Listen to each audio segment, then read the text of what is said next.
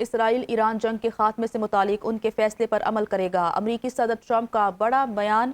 Time magazine کو دیے گئے انٹرویو میں ٹرمپ نے کہا کہ اسرائیل وہی کرے گا جو میں کہوں گا، وہ اسی وقت رکے گا جب میں رکوں گا۔ ٹرمپ نے اسرائیل کو اچھا ٹیم پلیئر قرار دیتے ہوئے کہا کہ جنگ بندی کا فیصلہ ان کے کنٹرول میں ہے، اشتعال انگیزی کی صورت میں رد عمل دیا جا سکتا ہے۔ رپورٹ کے مطابق نتن یاہو امریکی حمایت کے بغیر محدود اختیارات رکھتے ہیں، جبکہ ٹرمپ انتظامیہ کے اندر معلومات لیک ہونے پر بھی برہمی کا اظہار کیا۔ ٹرمپ نے ایران سے متعلق کہا کہ وہ شدید دباؤ کے باوجود مزاحمت کر رہا ہے اور سخت مذاکرات کار ثابت ہو رہا ہے۔ سعودی ولی عہد اور روسی صدر کے درمیان ٹیلی فونک رابطہ، خطے کی بدلتی صورتحال پر تبادلہ خیال۔ دونوں رہنماؤں نے کشیدگی کے منفی اثرات، میری ٹائم سیکیورٹی اور بین الاقوامی معیشت پر پڑنے والے اثرات پر بھی گفتگو کی۔ صدر پیوٹن نے سعودی عرب کی خود مختاری اور علاقائی سالمیت کے تحفظ کے لیے حمایت کا اعادہ کیا ہے۔ اس سے قبل سعودی وزیر خارجہ فیصل بن فرحان اور روس کے وزیر خارجہ کے درمیان بھی ٹیلی فونک رابطہ ہوا۔ دو طرفہ تعلقات اور خطے کی صورتحال پر تبادلہ خیال کیا گیا۔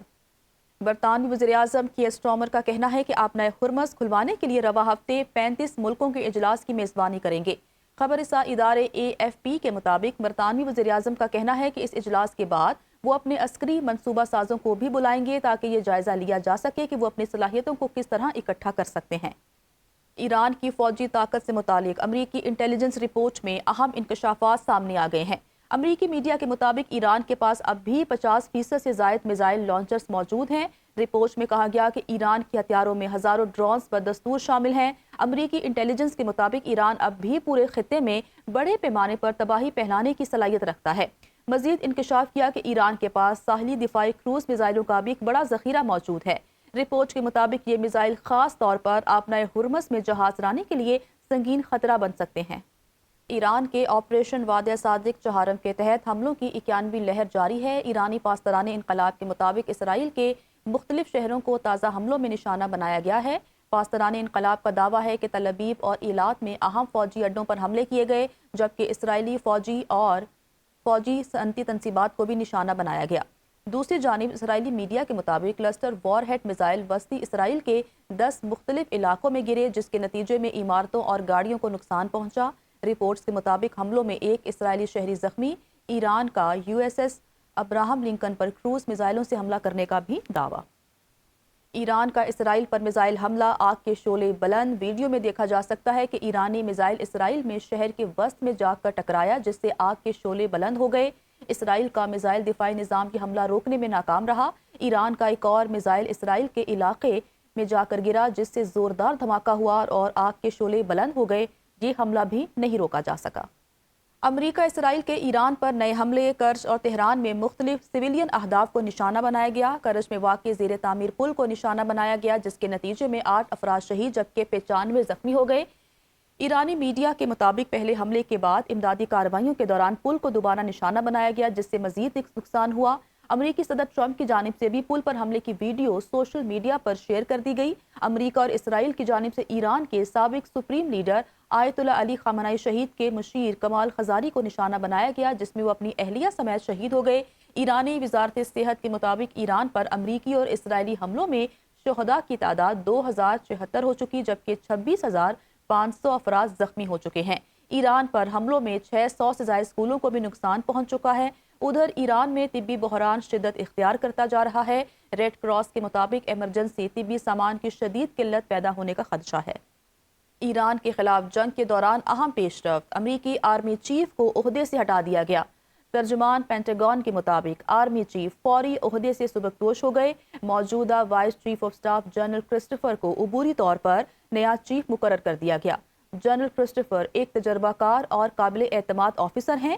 موجودہ ٹرمپ انتظامیہ کے ویژن کو عملی جامہ پہنا سکتے ہیں۔ سبکدوش army chief general Randy George پہلی خلیجی جنگ، عراق اور افغانستان کی جنگوں میں خدمات سر انجام دے چکے ہیں۔ ڈونلڈ ٹرمپ نے اٹارنی جنرل کو بھی عہدے سے ہٹا دیا ہے۔ امریکی میڈیا کے مطابق صدر ٹرمپ گزشتہ چند روز سے فارم کو ہٹانے پر غور کر رہے تھے۔ بدھ کو ملاقات کے دوران ٹرمپ نے تبدیلی کا اشارہ دیا تھا۔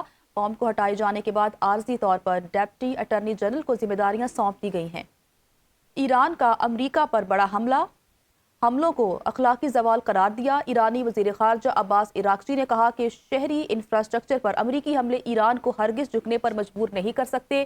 سماجی رابطے کی ویب سائٹ ایکس پر اپنے بیان میں عباس عراقچی کا کہنا تھا کہ پلوں سمیت سویلین تنصیبات کو نشانہ بنانا ایرانی حملوں کے حوصلے پست نہیں کر سکتا۔ انہوں نے مزید کہا کہ ایسے حملے دراصل دشمن کی شکست اور اخلاقی زوال کی علامت ہے۔ آبنائے ہرمز طاقت کے زور پر کھولنے سے متعلق قرارداد۔ اقوام متحدہ کے سلامتی کونسل میں آج ووٹنگ کا امکان۔ فرانس، چین اور روس کی جانب سے قرارداد کے مسودے کی مخالفت کی گئی۔ فرانس کا کہنا تھا کہ طاقت کے ذریعے آبنائے ہرمز کھلنے کی کوشش حقیقت پر مبنی نہیں۔ سلامتی کونسل کے 10 دیگر غیر مستقل اراکین نے بھی قرارداد کے مسودے سے اختلاف کیا۔